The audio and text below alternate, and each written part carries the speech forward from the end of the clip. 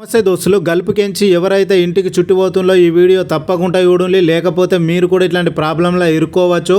Saudi నుంచి ఒక అతను 2 ఏళ్లకు చుట్టిపోయేటప్పుడు పక్క పొంటి ఉన్న ఫ్రెండు సామాను కొనిచ్చు 4 కిలోలు పోతున్నావు కర్ర మా ఇంటికాడ ఇయ్యి అని చెప్పిండు. సరే ఇక మనోడే కదా అని చెప్పి ఆ సామాన్ తీసుకొని పోయినాకలా బొంబాయి ఎయిర్పోర్ట్లో ఇతని మీద అనుమానం వచ్చి ఆపి చెక్ చేస్తే ఇగో ఇట్లా రోల్ యూటి పెట్టిండు. ఇవన్నీ ఏమనుకుంటున్నా, ఇవన్నీ పైసలు 500 రూపాయల నోట్లు సౌదీ. అరే ఇవన్నీ ఎక్కడిరా, ఈ పైసలు ఎక్కడిరా అని అడిగితే ఇవి నాకు తెలియదు, అమ్మతోడు అక్కతోడు నాకు అస్సలు తెలియదు, ఓ ఫ్రెండ్ చాక్లెట్లని పంపిండు, ఇలా పైసలు ఉన్నాయని నాకు కూడా తెలియదు అని అంటే నీకు తెలియదు ఎట్లా తీసుకొచ్చినావని అతని మీద ఇప్పుడు కేసు బుక్ చేసి జైల్లో ఉన్నాడు.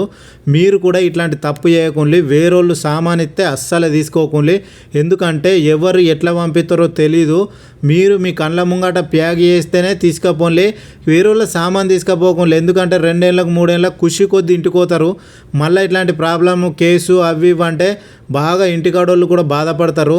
అందుకే మీ సామాన్ మీరే కొండపోండి, వేరేళ్ళ సామాన్ అస్సలు కొండపోకుండా. ఎంత మంచి మాట అయినా కానీ కొండపోకుండా, ఇట్లాంటి ప్రాబ్లం మాత్రం ఇరుక్కోకుండా. ఈ వీడియో ప్రతి ఒక్కళ్ళకి షేర్ చేయండి, ఎందుకంటే తెలుస్తుంది.